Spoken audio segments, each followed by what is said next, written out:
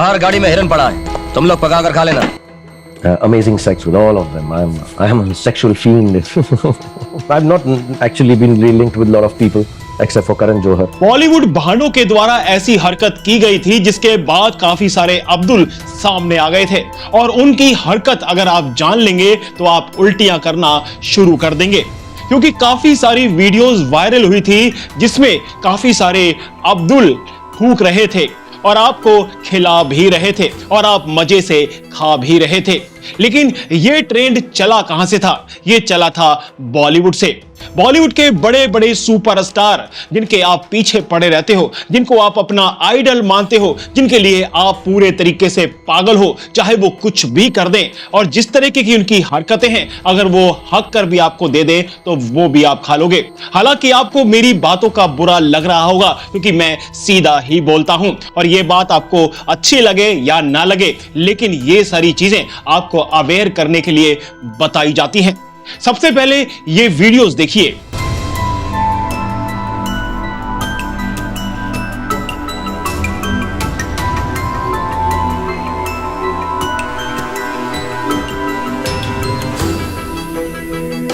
ये वीडियोस काफी ज्यादा वायरल हुई थी, जिसमें आपने देखा होगा कि हर अब्दुल एक रोटी में थूक देता है और वो रोटी काफी सारे हिंदुओं के सामने परोसी जाती है।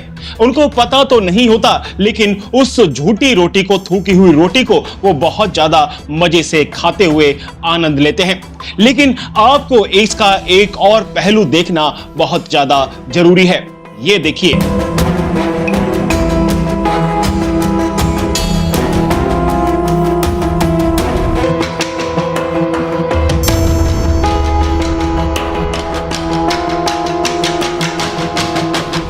यहां पर आपने देखा होगा कि यहां पर सलमान खान एक कप के अंदर थूकता नजर आ रहा है और उसके बाद उसी थूके हुए कप के अंदर जो चाय या कॉफी थी उसको कैटरीना कैफ को दे दिया जाता है। बात सिर्फ यहीं तक नहीं, अगर सोनम कपूर की भी बात करें तो यहां पर भी अपना झूठा सोनम कपूर को पिलाया जाता है।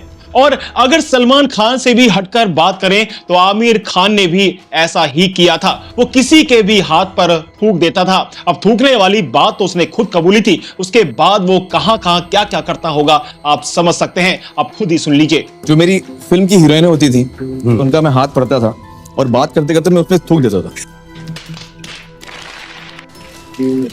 ये मतलब कि क्या क्या बोलते क्या थे कि Here's your house, here's your garden and here's your swimming pool. थू। अच्छा एक बात बताऊं, जिस हीरोइन के हाथ पे मैंने थूका है वो सुपर हिट हो गई। अच्छा ये बातें आपने सुन ली होंगी जो आमिर खान ने की है और आमिर खान साफ साफ बोल रहा है कि वो किस वजह से थूकता था और कैसे करता था।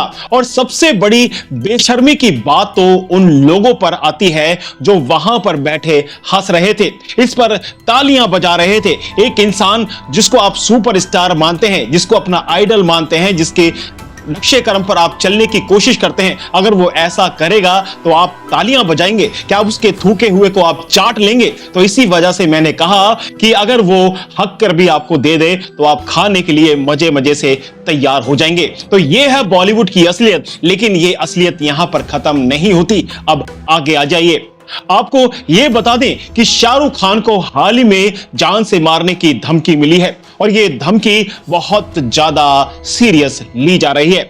अब बात यहां पर सलमान खान की भी ले आते हैं। सलमान खान पर एक केस लगा था जिसमें हिरण का शिकार करने का एक मामला सामने आया था। यहां पर सलमान खान का तो हिरण का केस बना था, लेकिन दूसरी तरफ अगर जो अब ताजा ताजा धमकी शाहरुख खान को मिली है उसका एंगल भी एक हिरण से जोड़ा जा रहा है और उसका मांस खाने के लिए शाहरुख खान खुद बोलता है। हरि सिंह जी सरकार।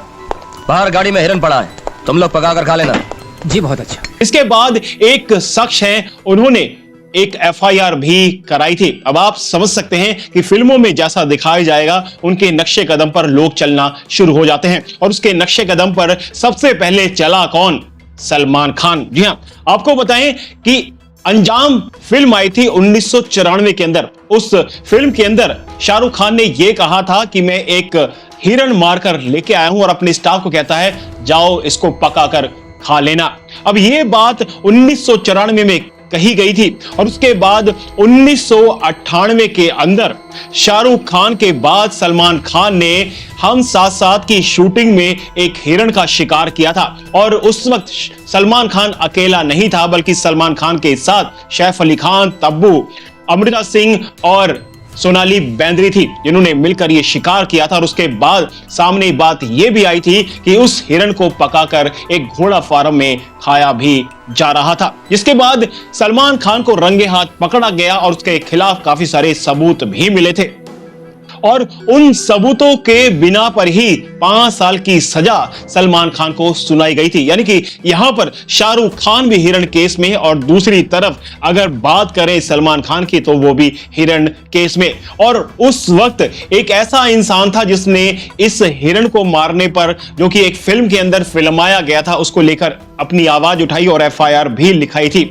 इसमें था एक फैजान खान लेकर और उसका फोन ट्रैक हुआ था जो कि चोरी हो चुका था। अब फैजान खान ने यह कहा है कि एक वक्त था जिस वक्त मैंने शाहरुख खान के खिलाफ एक एक्शन लिया था और एफआईआर लिखाई, उसी का बदला मुझसे अब लिया जा रहा है। और आपको यह भी बता दें कि फैजान खान ने एक वीडियो में इंटरव्यू करते हुए यह भी कहा था कि शाहरुख खान के अंडरवर्ल्ड के साथ में लिंक है, वो बहुत बड़े ऐसे घटिया लोगों के साथ में मिलता जुलता है जो हमारे देश के लिए हानिकारक है। और इसी वजह से कई बार सलमान खान के भी अंडरवर्ल्ड से लिंक सामने आए हैं और कई सारी फोटोज भी सामने आई है। ये लोग जिस तरीके से आपके सामने अपने आप को बहुत अच्छा दिखाने की कोशिश करते हैं, ह्यूमन बीइंग को लेकर आए, क्योंकि आप अपना एक ऐसी इमेज जो खराब हो चुकी थी अपने कुकर्मों से, उसे गुजारने के लिए ऐसी संस्था बनाई गई, लेकिन उस संस्था के पीछे आज भी बहुत ज्यादा गलत काम होता है। अब सेक्स ट्रैफिकिंग से लेकर और भी वुमेन ट्रैफिकिंग तक काफी सारे इल्जाम क्वान पर भी लगते रहे। क्वान एक ऐसी टैलेंट कंपनी है जिसका ऑनर खुद सलमान खान को बताया गया। और इसी बात का अपने आप में एक ऐसा अफसोस होता है कि ऐसे लोगों को आप फॉलो करते हैं, ऐसे लोगों को आप सुपरस्टार बनाते हैं जो हमारे देश को धीरे धीरे खोखला कर रहे हैं। ये सारी चीजें हम आपको बताते रहते हैं, उसके बावजूद भी आप बिल्कुल भी नहीं समझते। जिस तरीके से पिछली एक वीडियो जो आपको दिखाई उसमें तालियां बजाते दिखे, ऐसे ही लोग इन चीजों को थोड़े समय के बाद भूल जाते हैं और उसके बाद फिर वही मामला चलना शुरू हो जाता है। अब चाहे शाहरुख खान हो, आमिर खान हो, चाहे सलमान खान हो या फिर इसके अलावा कोई भी हो जो हमारे देश के खिलाफ जाएगा, जो हमारे देश को खोखला करेगा या उसमें कुछ भी गलत चीजें करने की कोशिश करेगा, तो उसको बख्शा बिल्कुल भी नहीं जाएगा। और आप सभी लोग जो कि हिंदुस्तान को अपना कहते हैं, जो हिंदुस्तान सभी का है, चाहे वो आप हो चाहे मैं हो, अगर इस हिंदुस्तान पर कोई भी आंच आती है, अगर इस हिंदुस्तान पर कोई भी गलत नजर रखता है या इसको बर्बाद करने की कोशिश करता है, तो उसको बख्शा बिल्कुल भी नहीं जाएगा, उसको सीधे शब्दों में जवाब दिया जाएगा। अब आप मेरे साथ हो या ना हो, लेकिन ये आवाज इसी तरीके से बुलंद होकर उठती रहेगी उन लोगों के खिलाफ जो हमारे देश को बर्बाद करने में लगे हुए हैं और इसे खोखला करने के लिए लगे हुए हैं। और आप सभी लोगों को बता दूं कि ये पहले भी बात आई थी और अब भी इस चीज को समझना बहुत ज्यादा जरूरी है, क्योंकि योगी जी ने भी कहा है कि बटोगे तो कटोगे। तो इसीलिए आपको कहते हैं अभी भी कि एकता बनाकर रखनी बहुत ज्यादा जरूरी है। अगर आप एक रहेंगे तो कोई भी इंसान आपको ना तो काट सकता है और ना ही बांट सकता है। तो ये सारी चीजें आपको बहुत ज्यादा बारीकी से समझनी पड़ेगी। एक होकर ही सारी जंगें जीती जा सकती हैं, एक होकर ही इन लोगों के खिलाफ मोर्चा खोला जा सकता है।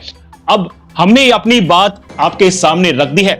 अब बहुत सारे लोग तो हमारी बातों से बहुत ज्यादा सपोर्ट करेंगे, लेकिन काफी सारे लोगों की जल भी जाएगी। लेकिन ये हमारा ऐसा देश है जिसके लिए हम गर्व करते हैं और एक ऐसा देश है जिसमें हम रहते हैं, उसका खाते हैं पीते हैं, लेकिन उस देश पर कोई उंगली उठा दे तो ये बर्दाश्त नहीं होगा। फिलहाल तो इस वीडियो में इतना ही, लेकिन आप हमारे साथ में इसी सहयोग के साथ में अगर जुड़ना चाहते हैं, हमारी आवाज के साथ अपनी आवाज बुलंद रखना चाहते हैं, तो आप भी हमसे जुड़ सकते हैं और इसी तरीके से आपके द्वारा जो कहा जाएगा हम अपनी आवाज के साथ उसे बुलंदी के साथ में आगे रख देंगे। फिलहाल तो इस वीडियो में इतना ही, मिलते हैं अगली वीडियो में, तब तक के लिए जय हिंद जय भारत।